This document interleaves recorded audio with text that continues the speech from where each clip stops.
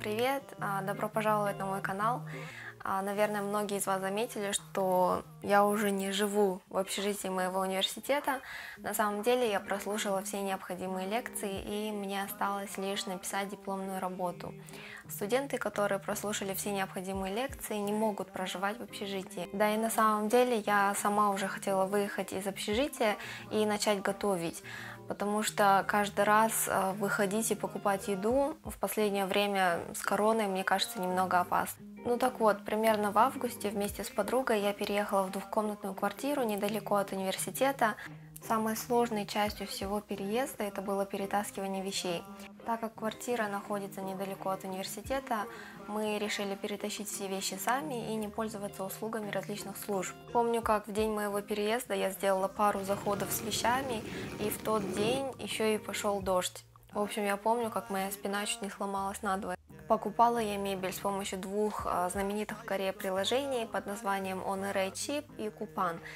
Если вы в Корее, вы наверняка слышали об этих двух приложениях, наверное, все население ими пользуется. Кстати, всю мебель я собирала сама, и да, было нелегко.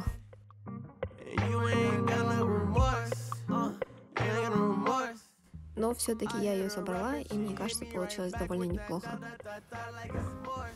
Та-дам! Вот и моя комната.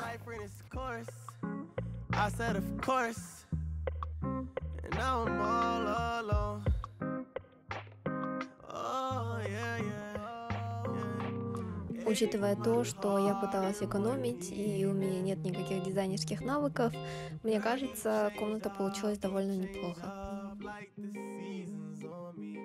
Когда я покупала мебель, я соблюдала два основных принципа. Во-первых, хотелось сэкономить, то есть покупать более-менее такую дешевую, но хорошую мебель, так как я при переезде использовала только свои сбереженные средства, то есть те деньги, которые я сберегла со стипендий и со своих подработок. Во-вторых, я пыталась покупать такую мебель не громоздкую, чтобы потом от нее было легко избавиться, либо перепродать, либо не жалко было бы выкинуть. Различные мелочи для моей комнаты я уже докупила в Daiso. Daiso — это что-то вроде магазина тысячи мелочей. Насколько я знаю, в Казахстане есть Miniso, так вот это примерно одно и то же. Я очень большой фанат Daiso, потому что там можно найти абсолютно все, что вам нужно. В первые недели после своего переезда я так часто туда ходила, что сотрудники уже подозрительно начали на меня смотреть.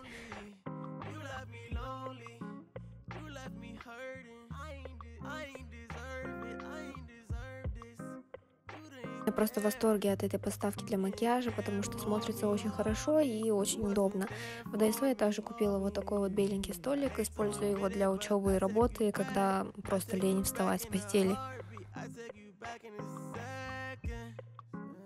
В общем, тут у меня находится такая своеобразная стена воспоминаний, то есть все то, что мне напоминает о тех хороших моментах, которые произошли тут во время моей учебы. Вот здесь вот у меня висит Астана. Вот это вот тоже бумажка с бейджика, которую нам дали на ориентации для всех стипендиатов KGSP, то есть корейская правительственная стипендия. Например, вот здесь вот находится билет в Токио Дисней, то есть примерно 2 года назад летом мы ездили с подругой в Токио и побывали там. Было очень здорово, захватывающе, и мне очень понравился Дисней, первый раз там была. Вот это вот билет с Инчонского рок-фестиваля, куда мы тоже ходили примерно 2 года назад с подругой. Там мне посчастливилось вживую послушать музыку группы The Fray, тоже одно из самых ярких воспоминаний моей жизни, наверное. Хотела упомянуть то, что в Корее самая, наверное, дорогая мебель – это шкафы. Шкафы, полки, комоды и так далее. Поэтому я купила вот такую вот двойную вешалку и повешала всю свою одежду сюда. Это очень удобно. Эту вешалку я могу либо выкинуть после переезда, либо перевести ее с собой, так как она очень легкая и разбирается. Для того, чтобы максимально использовать пространство, я купила вот такие вот ящички для хранения вещей в Daiso. My heart in one evening. Girl, you changed up like the seasons on me. В общем, именно здесь я провожу большую часть своего времени. В последнее время я много работаю на дому, учусь, здесь же редачу свои YouTube-видео.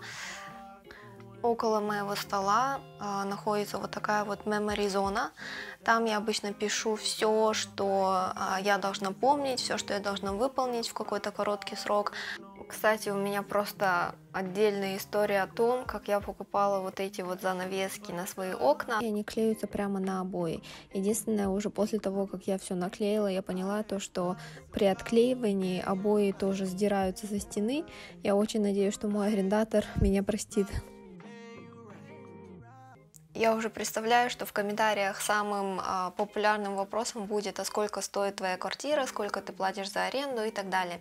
Иностранные студенты в Корее проживают в нескольких видах жилья. Некоторые проживают в общежитии, некоторые снимают квартиры, однокомнатные, двухкомнатные, трехкомнатные.